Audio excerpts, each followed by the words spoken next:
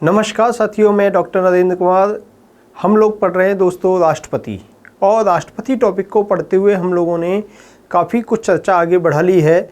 और इस चर्चा को आगे बढ़ाते हुए हम लोग नए टॉपिक पे आ रहे हैं। हम लोग कार्यकाल या पदावधि की बात कर रहे थे। आर्टिकल 56 के अंदर पदावधि, कार्यकाल या पदमुक्ति की बात हम लोग कर रहे थे। आर्टिकल 56 के अंतर्गत पदावधि संबंधी उल्लेख किया गया है। और आपको ये पता है साथियों कि जो राष्ट्रपति है उस राष्ट्रपति की पदावधि कितनी होती है? पद ग्रहण की तिथि से 5 वर्ष तक पदावधि होती है। जब तक वो अपना त्यागपत्र ना दे तब तक वो अपने पद पे बना रह सकता है। यदि किसी कारण से, अगर किसी कारण से 5 साल कंप्लीट होने के उपरांत भी नया राष्ट्रपति का निर्वाचन होके नहीं आता है तो वो आगे भी अपने कार्यकाल समाप्त होने के पश्चात भी कंटिन्यू करता है। और इसके अलावा पद पर रहते हुए मृत्यु हो जाए तब चुनाव होते हैं। नया राष्ट्रपति फुल टाइम के लिए निर्वाचित होता है। और इसी तरीके से आपको पता है कि अगर वो राष्ट्रपति जो है वो किसी कारण से स्वस्थ नहीं है या उसके किसी तरह की विकृति का शिकार हो गया है और राष्ट्रपति पद के कर्तव्यों का निर्वहन करने में वो सक्षम नहीं है, तो ऐसी स्थिति में भी वह क्या कर सकता है दोस्तों? पद को रिक्त कर सकता है, त्यागपत्र दे सकता है। या 56 में ही एक और प्रोविजन है, वो है महाभियोग के द्वारा उसे हटा दिया जाए तो उसका कार्यकाल समाप्त माना जाएगा। तो महाभियोग के माध्यम से पदावधि का समाप्त होना, कार्यकाल का समाप्त होना, महाभियोग की प्रक्रिया पास होने के पश्चात संसद उसे कहाँ से हटा सकती है? राष्ट्रपति पद से किसी व्यक्ति को हटा सकती है। पदावधि के अंतर्गत जो कार्यकाल संबंधी बात है उसमें महाभियोग की प्रक्रिया पारित होने तक संबंधी प्रावधान आर्टिकल 56 में है। और वहीं महाभियोग की प्रक्रिया का जो उल्लेख है आर्टिकल 61 में दे रखा है, आर्टिकल 61 में। तो दोस्तों हम इसी टॉपिक में पदमुक्ति संबंधी जो प्रक्रिया है उसी की बात करते हैं। और यहाँ हम महाभियोग प्रक्रिया के बारे में जानेंगे कि महाभियोग प्रक्रिया है क्या। दोस्तों इम्पीचमेंट प्रोसेस, महाभियोग प्रक्रिया। दोस्तों महाभियोग के द्वारा पद से हटाए जाने की व्यवस्था जो है वो आर्टिकल 56 में है, जबकि महाभियोग की प्रक्रिया का जो उल्लेख है, प्रोसेस क्या अपनाई जाएगी महाभियोग की प्रक्रिया में, वो आर्टिकल 61 के अंतर्गत इसका उल्लेख किया गया है। तो आर्टिकल 61 और आर्टिकल 56 दो का रेफरेंस यहाँ लेते हुए हम लोग पढ़ेंगे। मैंने दोनों का रेफरेंस समझा दिया कि राष्ट्रपति को महाभियोग, संसद के द्वारा महाभियोग को पारित करने के पश्चात उसकी पदावधि या कार्यकाल को समाप्त किया जा सकता है, पद से हटाया जा सकता है, पदमुक्त किया जा सकता है। लेकिन महाभियोग की प्रक्रिया का जो उल्लेख है वो आर्टिकल 61 में दे रखा है। और सबसे बड़ी बात कि महाभियोग की प्रक्रिया जो हमने ली है, ये प्रक्रिया की बात 61 में है। ये प्रक्रिया संबंधी जो उल्लेख है हमने अमेरिकी संविधान से लिया है। महाभियोग की प्रक्रिया जो है, राष्ट्रपति को पद से हटाने संबंधी प्रक्रिया का उल्लेख भारतीय व्यवस्था में अमेरिका के संविधान से लिया गया है। यहाँ पर महाभियोग की प्रक्रिया कैसे होती है, आज मैं आप लोगों को महाभियोग की प्रक्रिया के बारे में काफ़ी डिटेल से बताने जा रहा हूँ। दोस्तों आज की लेक्चर बहुत इंपॉर्टेंट है, महाभियोग की प्रक्रिया हमें पता होनी चाहिए। दोस्तों आर्टिकल 61 में महाभियोग की प्रक्रिया का उल्लेख है। तो महाभियोग कैसे लाया जाता है? महाभियोग की बात करें हम दोस्तों, महाभियोग संबंधी प्रस्ताव,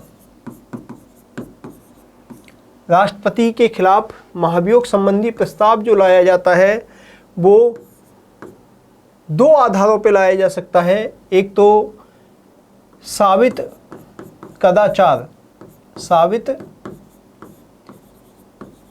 कदाचार यानी कि मिसबिहेवियर के आधार पर उसे पद से हटाने संबंधी प्रक्रिया शुरू की जा सकती है। राष्ट्रपति को अगर महाभियोग के द्वारा हटाना है तो महाभियोग की प्रक्रिया जो शुरू की जाएगी, राष्ट्रपति को हटाने संबंधी प्रक्रिया जो शुरू की जाएगी वो संविधान का उल्लंघन करने पर या मिसबिहेव करने पर, साबित कदाचार के आधार पर ही उसको महाभियोग से हटाया जा सकता है।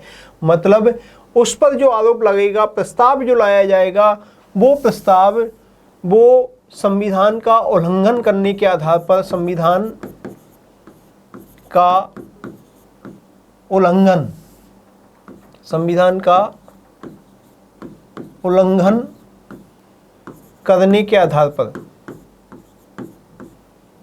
जिसको हम अपने शब्दों में, सिंपल शब्दों में मिसबिहेवियर या कदाचार, जिसको हम कदाचार, जो संवैधानिक आचरण होना चाहिए, जो राष्ट्रपति जिस पद पे बैठा हुआ उस पद की जो गरिमा है, राष्ट्रपति पद के लिए जो संविधान ने जो व्यवस्था की गई है, राष्ट्रपति से संविधान जो अपेक्षाएं करता है, उन अपेक्षाओं पे वो खरा नहीं उतरता, उसका आचरण संवैधानिक मूल्यों के खिलाफ है, संवैधानिक मूल्यों के विपरीत है, या ऐसी स्थिति हो कि वो संविधान के किसी प्रावधान का उल्लंघन करता हो, या उसका कोई भी आचरण राष्ट्रपति पद की गरिमा को ठेस पहुंचाता हो, तो अगर ऐसा कोई भी काम किया जाता है तो ऐसी स्थिति में संविधान के उल्लंघन या कदाचार या मिसबिहेव के आधार पर उसको खिलाफ महाभियोग प्रस्ताव लाया जा सकता है।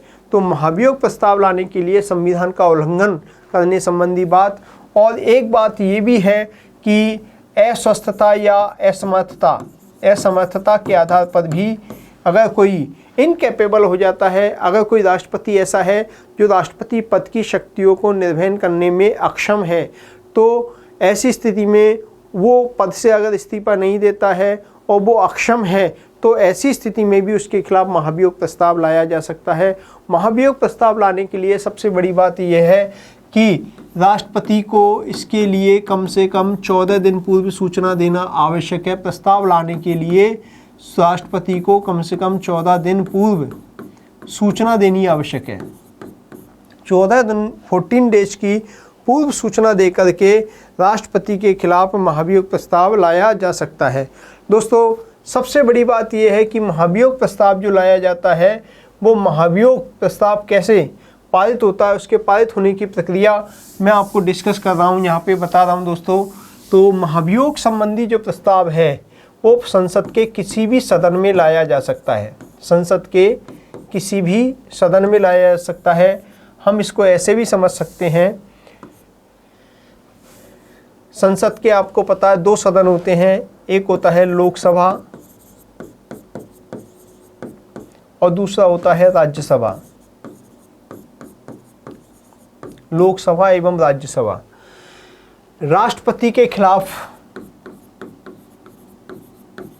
राष्ट्रपति के विरुद्ध क्या लाया जाएगा? महाभियोग प्रस्ताव लाया जा रहा है, तो इसको कम से कम 14 दिन पूर्व सूचित करना आवश्यक है। प्रस्ताव जिस दिन डेट को ला रहे हैं, कम से कम उससे 14 दिन पूर्व सूचना देना आवश्यक है। 14 दिन पूर्व सूचना देना आवश्यक है, और 14 दिन पूर्व ही ये सूचना जिस सदन में प्रस्ताव लाया जा रहा, उस सदन के जो अध्यक्ष या सभापति है उसको देना भी आवश्यक है। पहली बात तो यह है कि प्रस्ताव किसी भी सदन में लाया जा सकता है।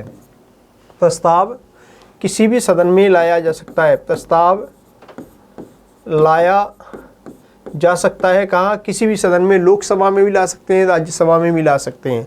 लेकिन लोकसभा राज्यसभा में लाने के लिए ये ज़रूरी है कि इसकी सूचना संसद को देनी होगी, यानी जिस सदन में आप ला रहे हो उस सदन के अध्यक्ष को या सभापति, अगर लोकसभा में ला रहे हैं तो अध्यक्ष को, और राज्यसभा में ला रहे हैं तो सभापति को इसकी सूचना देनी होगी। कम से कम 14 दिन पूर्व इसको सूचित करना पड़ेगा। राष्ट्रपति को भी 14 दिन पूर्व कम से कम सूचित करना पड़ेगा। और ऐसा प्रस्ताव लाने के लिए, माना कि हम मान लें कि राज्यसभा में प्रस्ताव लाया गया, तो राज्यसभा की प्रस्ताव लाने के लिए क्या आवश्यक है? प्रस्ताव लाने के लिए कम से कम 1/4 सदस्यों का बहुमत होना आवश्यक है। कितने सदस्यों का दोस्तों? 1/4 सदस्यों का बहुमत होना आवश्यक है। 1/4 सदस्य अगर बहुमत से पारित करके कोई प्रस्ताव संसद के किसी सदन में लाते हैं 1/4 सदस्य संख्या से, तो वहाँ प्रस्ताव लाया जा सकता है, पेश किया जा सकता है, किसी भी सदन में उसे लागू किया जा सकता है। दोस्तों, बात ये आती है कि 1/4 सदस्य का मतलब क्या होता है? 1/4 सदस्य किसका? उपस्थित सदस्यों का 1/4 सदस्य या कुल सदस्यों का 1/4 सदस्य? यहाँ पर हम एक एक बारीकी को ये पकड़ने की कोशिश करेंगे, समझने की कोशिश करेंगे कि राज्यसभा में अगर प्रस्ताव लाना है तो 1/4 सदस्यों के हस्ताक्षर से से प्रस्ताव लाया जाएगा।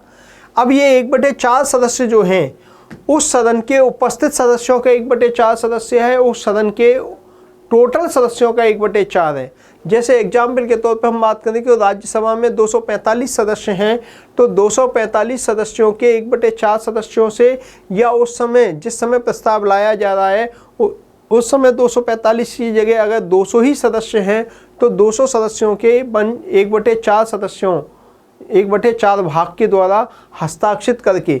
तो ये ध्यान रखने की बात है कि ऐसी स्थिति में राज्यसभा या लोकसभा किसी भी सदन में जिसमें भी प्रस्ताव लाया गया है तो प्रस्ताव लाने के लिए 1/4 सदस्य, टोटल सदस्य संख्या का 1/4 सदस्य होना चाहिए, 1/4 भाग यहाँ पर होना चाहिए। तो 245 का 1/4 भाग सदस्यों के द्वारा जब हस्ताक्षर होंगे तभी जाकर के ऐसा प्रस्ताव उस सदन में लाया जा सकता है। यानी महाभियोग प्रस्ताव, यानी महाभियोग संबंधी जो आक्षेप लगाए जा रहे हैं, जो भी आरोप लगाए जा रहे हैं, वो उस सदन के जिस सदन में वो प्रस्ताव लाया जा रहा है उसकी टोटल सदस्य संख्या के 1/4 सदस्यों के द्वारा हस्ताक्षरित होकर के प्रस्ताव आएगा तो ही वो स्वीकार होगा, अन्यथा स्वीकार नहीं होगा। इसके अलावा एक और बात है दोस्तों कि इसकी सूचना पहले सभापति को, जैसे लोकसभा में है तो लोकसभा के अध्यक्ष को, और सभापति राज्यसभा में है तो राज्यसभा के सभापति को ये सूचना देनी होगी। और प्रस्ताव लाने की सूचना को, इस प्रपोजल को जो अध्यक्ष है या सभापति है, जैसी भी स्थिति है अध्यक्ष या सभापति, वो चाहे तो स्वीकार कर सकता है या स्वीकार नहीं भी कर सकता है। ये भी एक इम्पोर्टेंट बात यहाँ पर है। तो राष्ट्रपति के खिलाफ प्रस्ताव अगर राज्यसभा के सभापति ने स्वीकार कर लिया तो 1/4 सदस्यों की, कुल सदस्य संख्या के 1/4 सदस्यों के हस्ताक्षर से प्रस्ताव सदन में लाया जा सकता है। जब ये सदन में लाया जाता है तो इस पर लाने के पश्चात इस पर चर्चा होती है, बहस होती है, तर्क वितर्क होता है। यानी पक्ष विपक्ष में जो भी आरोप होते हैं उनको, आरोपों को रख करके उन पर चर्चा होती है। चर्चा होने के पश्चात इस पर क्या होती है दोस्तों, वोटिंग होती है। ये ध्यान रखना कि प्रथम सदन में इंक्वायरी नहीं गठित होती, इंक्वायरी कमेटी गठित नहीं होती, इस पर वोटिंग होती है। और वोटिंग किस तरह से होती है, यानी सदन की कुल सदस्य संख्या का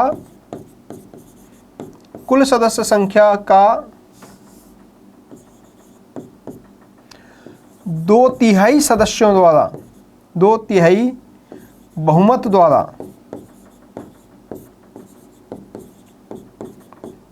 2/3 बहुमत के द्वारा यदि ये पारित कर दिया जाता है, सदन की कुल सदस्य संख्या का 2/3 बहुमत के द्वारा यदि ये पारित कर दिया जाता है तो ऐसी स्थिति में ये उस सदन से पारित हुआ माना जाएगा।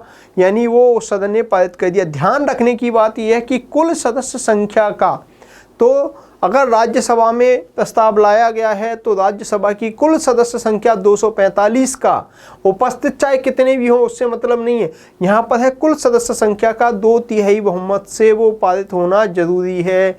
अगर वो यहाँ से पारित हो गया तो इसके पश्चात वो प्रपोजल जो है दूसरे सदन में जाता है। दूसरे सदन में मतलब अगर राज्यसभा में पहले पेश किया तो राज्यसभा पहला सदन हो गया, और अगर लोकसभा में लाया गया तो लोकसभा पहला सदन हो गया।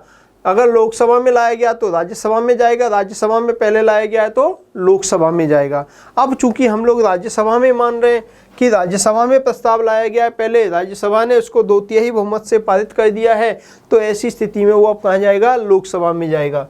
जब ये प्रस्ताव लोकसभा में जाएगा तो लोकसभा इस पे इंक्वायरी कमेटी का गठन करवाएगी।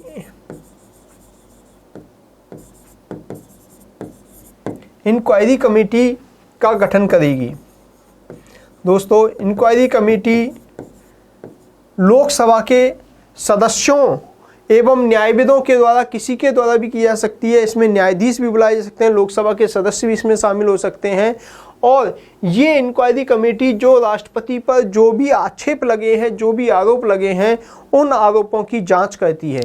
और जांच करती है तो जांच करने के संदर्भ में इंक्वायरी कमेटी जो है ये राष्ट्रपति को सम्मन भेजती है। राष्ट्रपति को क्या भेजती है दोस्तों, सम्मन भेजती है। सम्मन भेजने का मतलब है कि राष्ट्रपति को एक नोटिस देती है और नोटिस देकर के राष्ट्रपति को पूछती है कि आपके खिलाफ महाभियोग की प्रक्रिया चल रही है, इसके संबंध में न्यायिक कमेटी इस डेट को आपको अपना पक्ष रखने के लिए आमंत्रित करती है।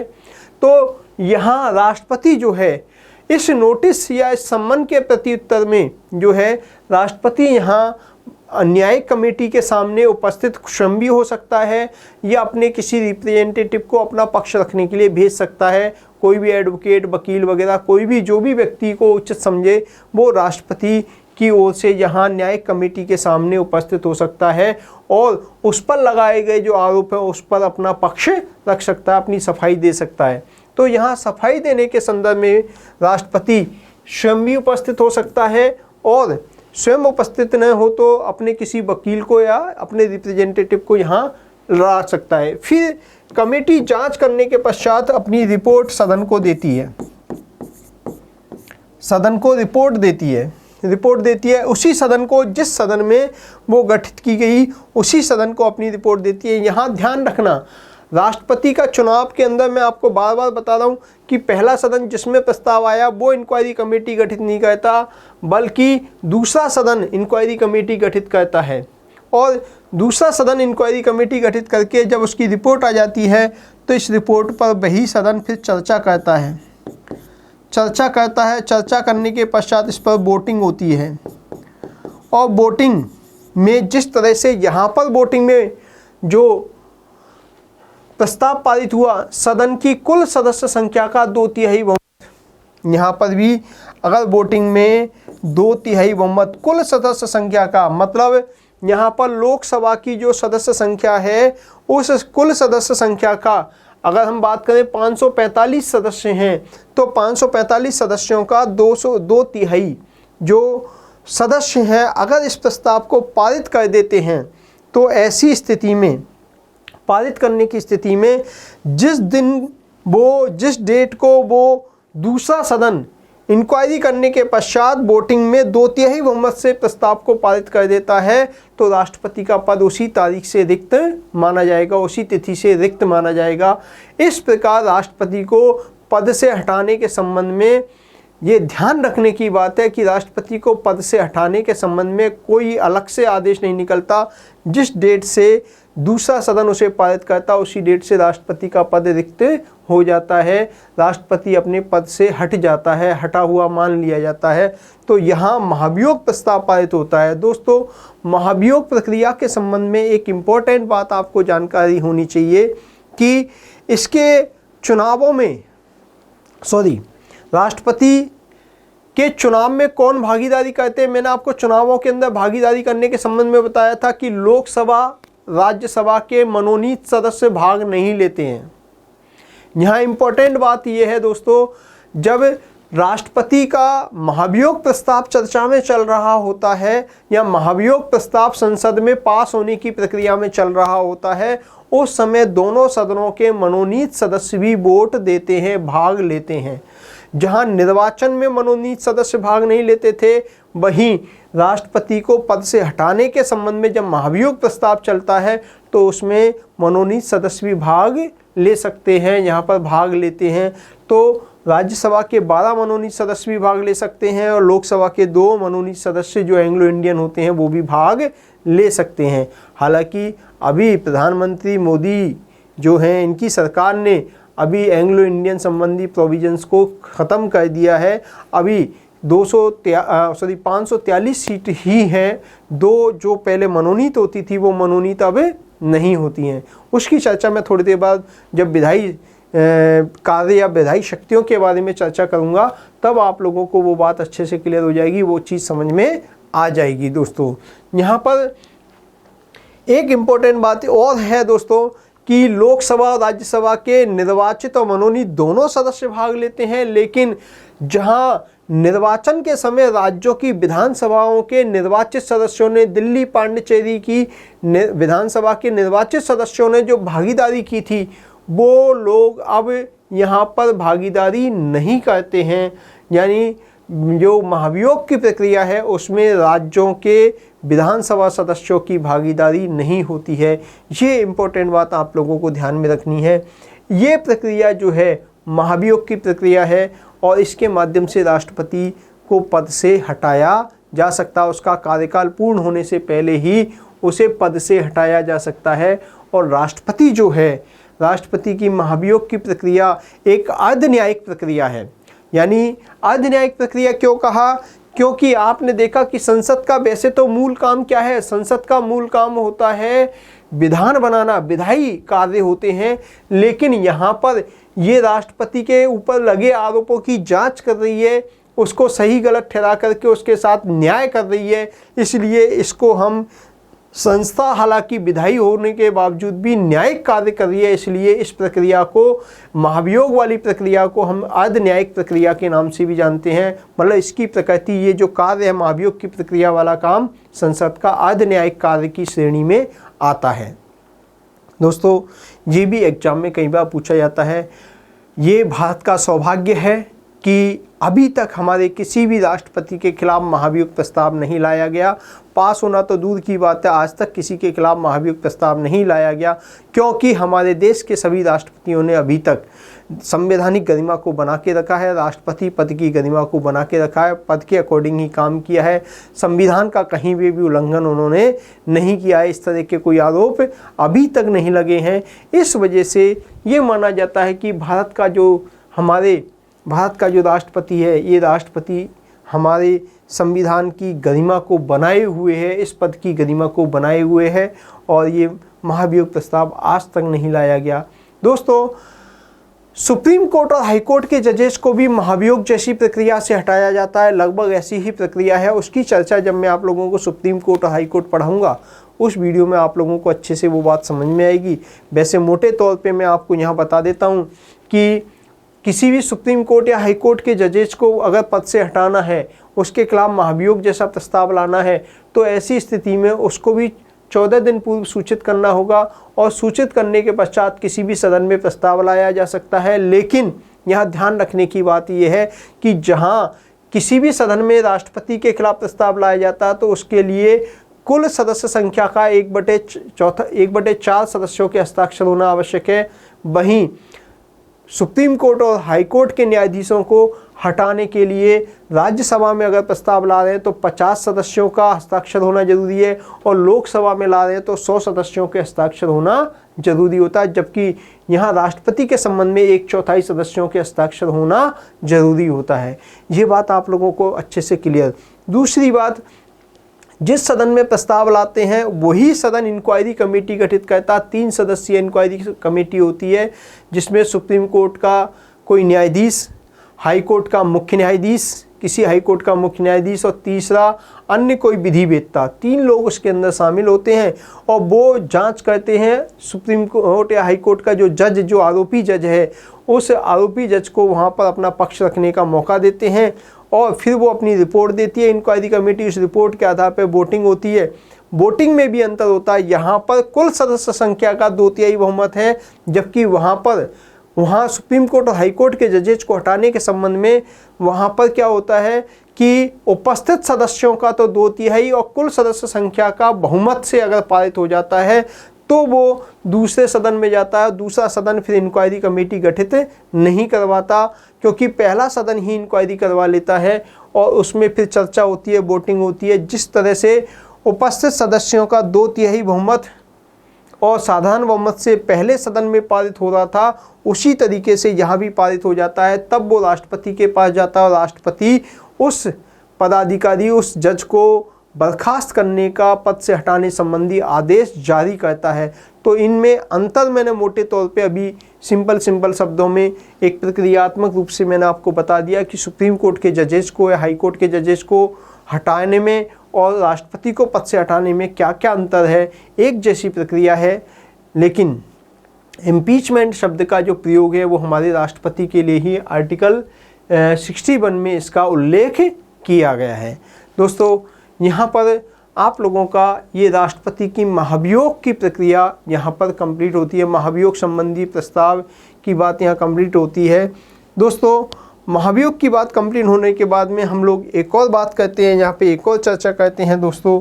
नेक्स्ट टॉपिक पे हम बात करें दोस्तों, पदमुक्ति, कार्यकाल, पदावधि वाली बातें हमारी हो गई। महाभियोग की प्रक्रिया के द्वारा ही राष्ट्रपति को पद से हटाया जा सकता है।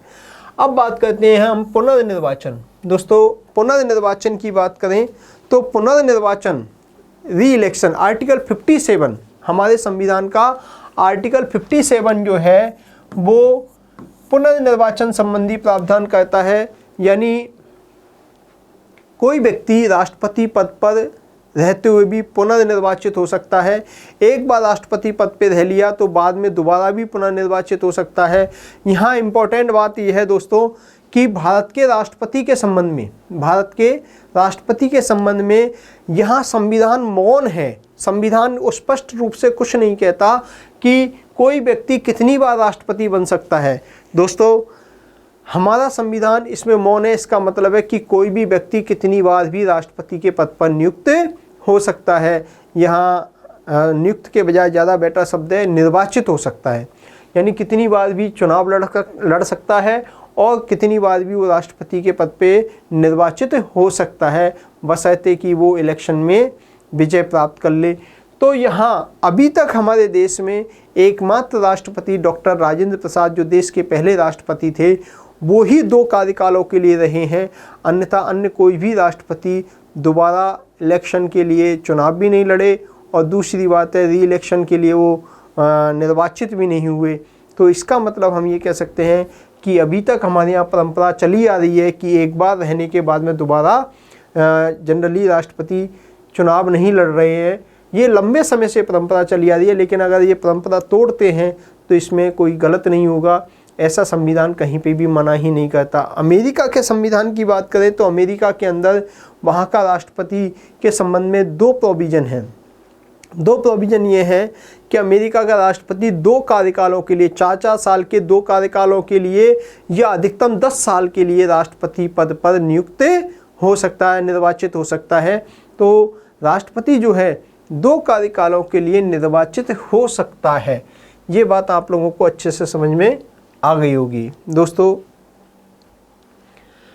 यहाँ पर हम लोगों ने परिचय, राष्ट्रपति के निर्वाचन संबंधी बातें, राष्ट्रपति की योग्यता, निर्वाचन, शपथ, वेतन भत्ते, उन्मुक्तियाँ, कार्यकाल, पदमुक्ति एवं महाभियोग की प्रक्रिया और पुनर्निर्वाचन संबंधी बात यहाँ पर कर ली है। अब हम लोग इम्पोर्टेंट टॉपिक पे आ रहे हैं दोस्तों।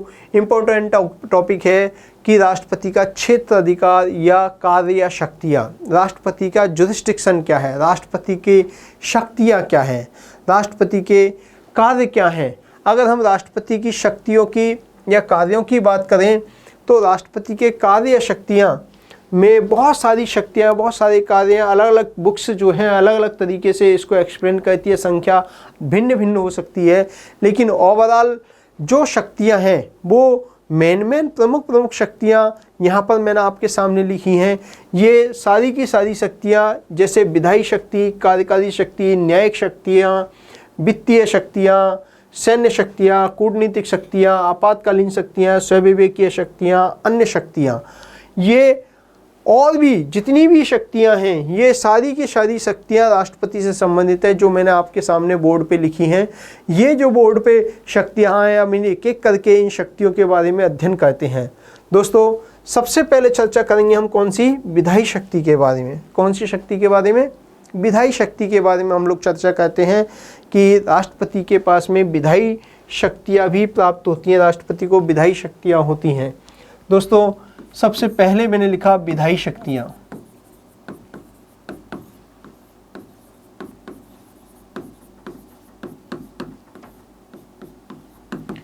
विधायी शक्तियाँ जिनको हम लेजिस्लेटिव पावर भी कहते हैं। क्या कहते हैं दोस्तों? लेजिस्लेटिव पावर भी कहते हैं, यानी विधान बनाने के संबंध में शक्ति है। विधान बनाने की वाली जो संस्था है, हमारे देश में संसदीय शासन प्रणाली है, हमारे देश में विधान बनाने वाली जो संस्था है वो विधान बनाने वाली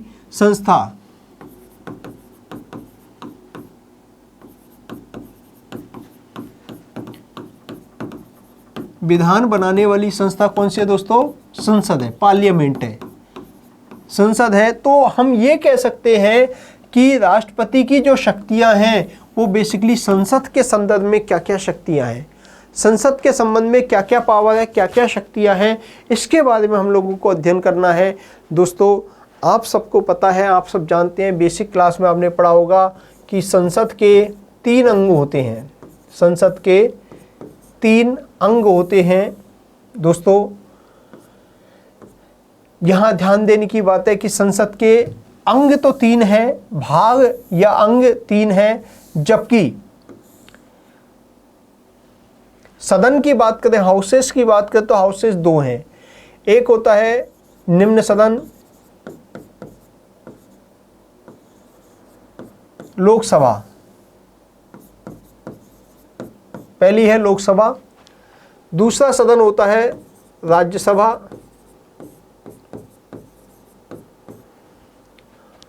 दोस्तों ये दोनों सदन हैं, हाउसेज हैं।